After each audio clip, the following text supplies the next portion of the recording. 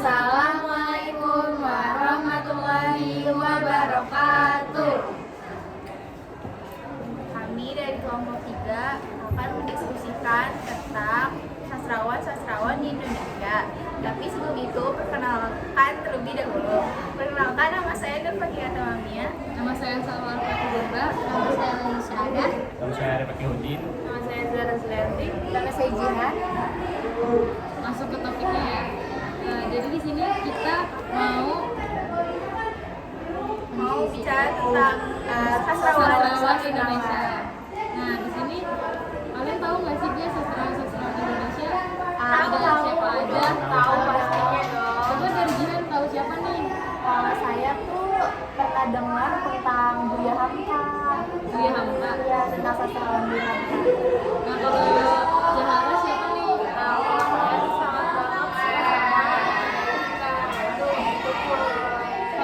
Arif siapa nih? Aku Amir Hamzah. Nah, kalau saya tahu delegasi. Saya taunya Siti Nurang. Nah, kan kalian udah tahu nih nama-nama sastrawan Indonesia. Kalian tahu nggak sih, terutama Jihan ya, kayak sedikit lah tentang Buya Hamka?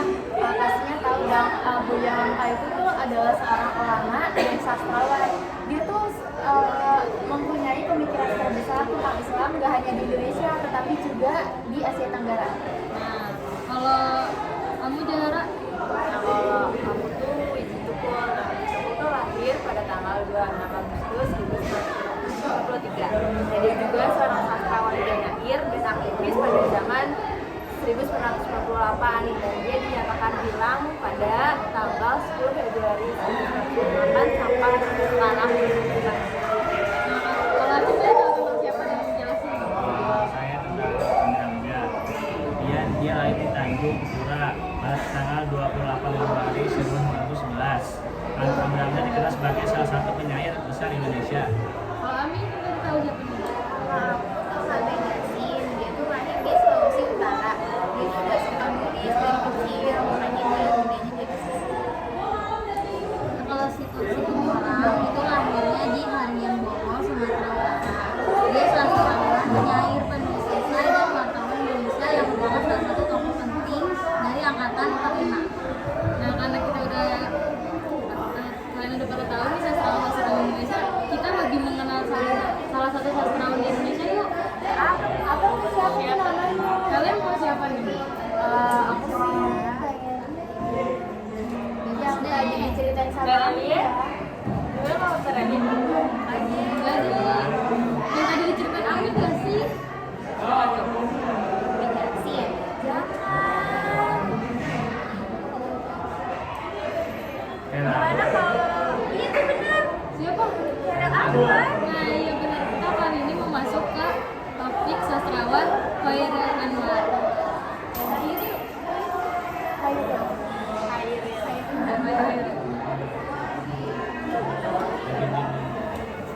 Nah, yang nomor 1 nih, ada yang mau bisa jawab nggak? Riwayat singkatnya masa kecil tokoh hingga ia tiada. Ada yang tahu nggak? Saya tahu. Khairil Anwar lahir tahun 1922 di Medan, Sumatera Utara. Ia bersekolah di sekolah Belanda pada masa Hindia Belanda, yaitu di Prancis School atau Prancis. Setelah itu sempat di Lager Onderwijs atau Unggul di Medan. Karena keadaan sekolahnya tidak selesai secara formal, perpindahan dan tidak full hingga tamat. Ia juga belajar banyak membaca karya sastra asing dan meningkatkan kemampuan bahasa asing. Khairil aktif menulis sejak muda. Puisi-puisinya yang terkenal mulai muncul pada tahun 1942 dengan karya seperti Insan. Ia juga banyak menerjemahkan karya sastra dari bahasa asing, itu Jerman, Belanda, Inggris, Prancis, dan lain-lain. Kesehatannya menurun setelah bercerai dengan paksa. Wafatnya pada tanggal 28 April 1949 di Jakarta karena sakit paru. Jenazahnya kemudian dimakamkan di pemakaman umum Jakarta Selatan. Jadi iya udah.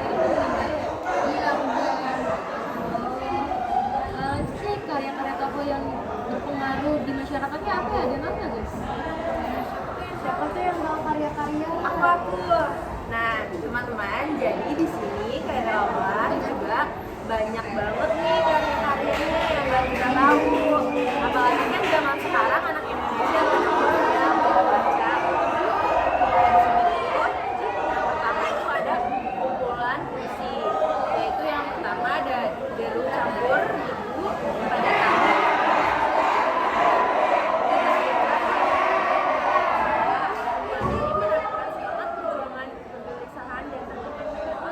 dalam kehidupan serta kematiannya. Terus yang ketiga itu Pensil Tajam dan yang Terampas dan yang Putus pada tahun 1949 diterbitkan oleh Pustaka Rakyat Jakarta.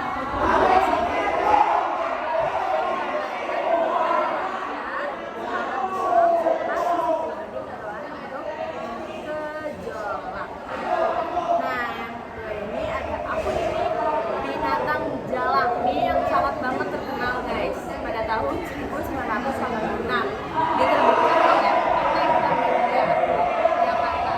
Terkenal Aku yang sangat ikonis dan sering dijadikan sebagai simbol semangat kebebasan dan keberanian. Terus sajak-sajaknya juga sangat terkenal. Beberapa yaitu Lisan.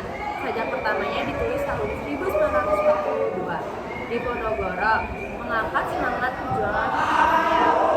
Ada kalkulasi tentang dunia perjuangan rakyat di Indonesia. Terus ada Aku, sering disebut sebagai manifesto.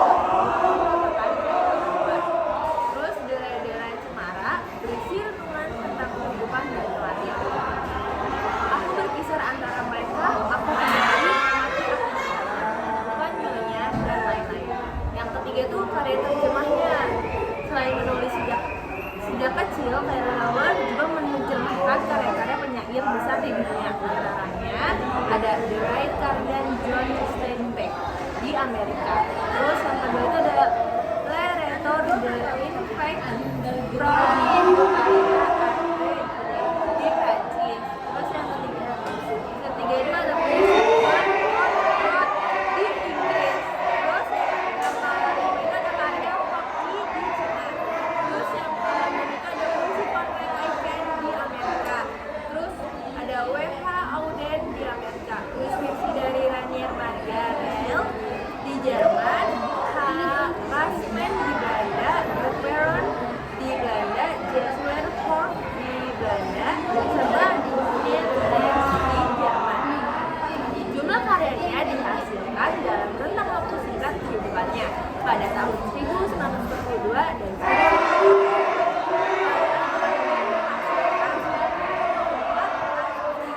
2 sajak saduran dan 10 sajak terjemahan, 4 prosa asli, 4 prosa terjemahan. Banyak banget kan guys karya-karyanya.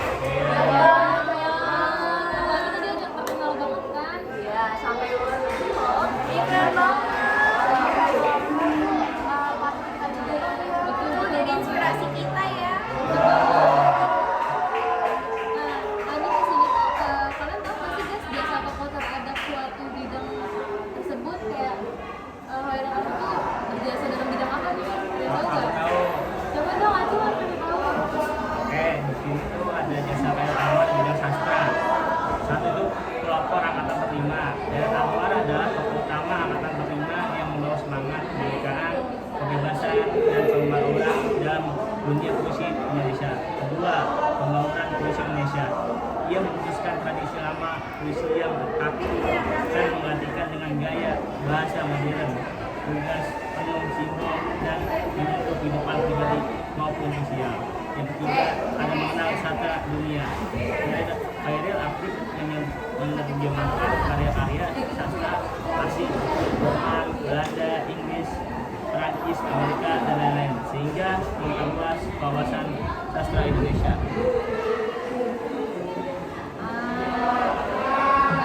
Lanjut nih guys, ada yang tahu nggak sih keunikan dalam kehidupannya Khairil Anwar? Aku tahu. Apa tuh? Jadi keunikan Khairil Anwar adalah dia pelopor angkatan 45. Namun dianggap sebagai pelopor puisi modern Indonesia dari generasi pertama. Dia membawa kebaruan dalam puisi yang berbeda dari tradisi sebelumnya. Jadi dia dari inspirasi buat orang lain juga nih, karena dia punya tradisi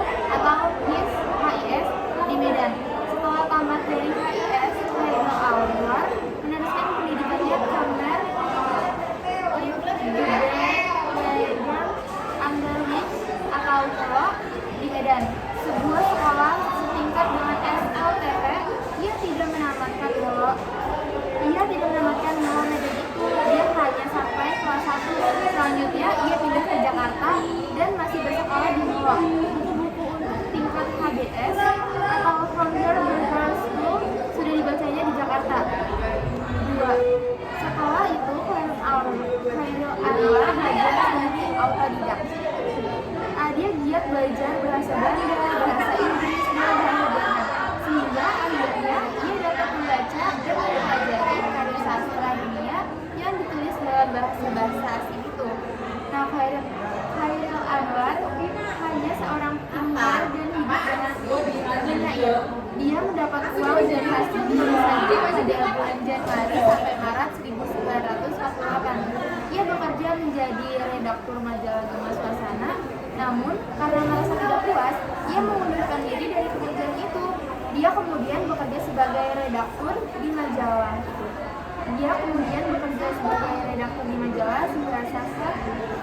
Siasat sebagai pengasuh publik kebudayaan Belanda bersama dengan Ida Nadia, Asrul Sani, dan Nisa Asri. Ada yang mau nambahin nggak tentang Khairul Anwar? Apa nih? Kayaknya seru banget nih. Tadi kan aku kan nyebutin karya-karyanya kan. Nah, ternyata tuh dari karya-karyanya Khairul Anwar itu juga dapat berpengaruh sebagai masyarakat. Ada dampak positifnya. Itu saja-sajanya menjadi simbol semangat perlawanan kebebasan dan nasionalisme. Terus aku dan Kerawang Bekasi itu bagian dalam acara peringatan perjuangan bangsa kita. Terus itu tidak itu melalui bukunya Khairul Anwar juga memperkenalkan karya sastra dunia kepada masyarakat Indonesia. Jadi yang di Indonesia itu tahu karya-karyanya di luar negeri itu kayak Khairul Anwar itu lumayan. Mantap banget ya Khairul Anwar. Ya. Terus karyanya menjadi dasar pembentukan puisi modern sebagai sekedar ini menjadi sebagai laporan dan makna. Jadi itu puisi-puisi yang dilakukan itu puisi yang modern, jadi yang zaman-zaman sekarang gitu. Yang tadi diomongin sama Acung ya. Iya, iya guys. Jadi karya-karya Laura ini yang berpengaruh sedikit 3 bulan puisi sampai mulai sangat terkenal serta terjemah dari penyanyi dunia, semuanya memberi warna besar bagi perkembangan sastra Indonesia dan mengenangkan semangat perjuangan dalam masyarakat Indonesia. Terus Kayak seru banget ya, kita udah masuk ke dalam dunia Khairul Anwar. Aku pengen nyeritain perjalanan karirnya. Boleh boleh. Nih, jadi dalam perjalanan karirnya sebagai penyair, Khairul Anwar tidak sedikit mendapat tantangan. Dia mendapat tantangan dari sebab Takdir Alis Jabana ketika Sultan Takdir Alis Jabana menolak penerbitan sajak Khairil di Jawa Baru. Namun Sultan Takdir akhirnya mengakui kebesaran Khairil dan menyebut sajak-sajak Khairil sebagai sambal yang pedas dan menikmatkan. Yang hendak menyingkirkan adalah pengaruh kelompok Lekra pada pengaruh kedua Dewasa 1960-an. Kelompok Lekra itu menghujat Khairul Anwar sebagai penyebar sikap individualis dan kawasan humanis universal yang dianggap sebagai penghambat revolusi dan kaum komunis. Selain itu, ada juga kelompok yang menyebut Khairul Anwar sebagai plagiator atas beberapa karya penyair Amerika, Belanda, dan Cina. Nah, ihwal tindak plagiarisme yang dilakukan oleh Khairil pertama kali ditemukan oleh Humayas, kemudian dijadikan bahan kajian tesis oleh Surakna pada Fakultas Sastra UGM pada tahun 1960-an. Kajian Surakna menepis tuduhan plagiarisme atas ini. Seru banget bagaimana kehidupan Khairul Anwar. Apalagi nih sih yang mau ditambahin ya yang kesini. Jadi kita udah mulai malas gitu banget. jadi inspirasi buat Betul banget. Ada nggak sih yang mau nambahin lagi?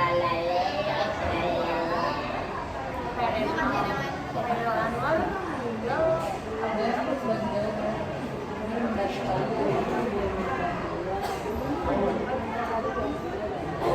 Coba cari di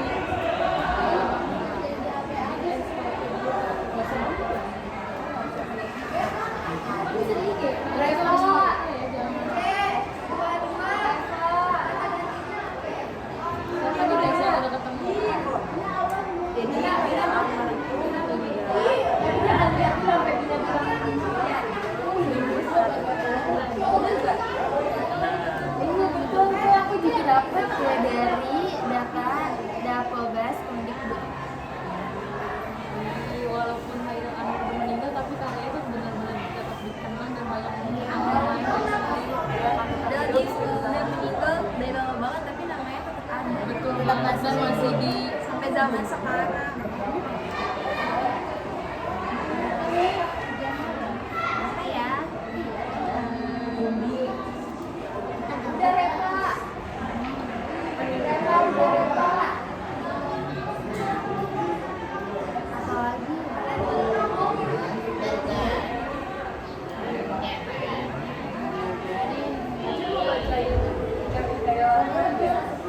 Oh iya, kan masih banyak lagi. banyak banget gak sih? Nah iya, jadi tuh gue cuma bacain karya-karya ini. Salah satu aja di sini aja deh. Iya. Coba aku tertarik sama aku judulnya. Boleh gak sih Arif bacain puisi aku? Itu ya. Setuju. Ayo Acun bacain yuk. Kita dengerin ya guys. Pakai ekspresi cuy. Biar kita tuh juga bisa merasakan Yang bikin biar kita bisa merasakan dan menghayati. itu Ayo Kalau sampai waktu ku mau kasih seorang merayu, itu juga kau. Tak perlu sendu sedang itu. Aku ini bintang jalan dan tubuhnya terbuang. Biar peluru menembus kulitku, aku tetap meranjang. Luka dan bisa membawa berlari hingga hilang pedih. Dan aku akan lebih tidak peduli. Aku mau masuk 1000 tahun lagi. Maret 1943. Keren banget ya, Keren banget. Terus juga arti di dalam puisi kan dalam banget gak sih guys, di dalam diri gitu. Ada lagi pertanyaan tentang Muhammad Anwar, ada yang masih mengganjal di dalam hati gitu. Jadi kan di puisi Khairul Anwar tadi kan ada bait yang dimana aku mau hidup 1000 tahun lagi. Kalian tahu nggak sih aku minta apa? Aku tahu. Jangan aja deh, jangan aku. Oke, jadi maksudnya aku mau hidup 1000 tahun lagi tuh meskipun dia sudah meninggal, tetapi nama dia tuh akan tetap hidup melalui karya-karya yang sudah dipubliskan. Betul nggak sih Zara? Betul banget. Coba kita dengar lagi gak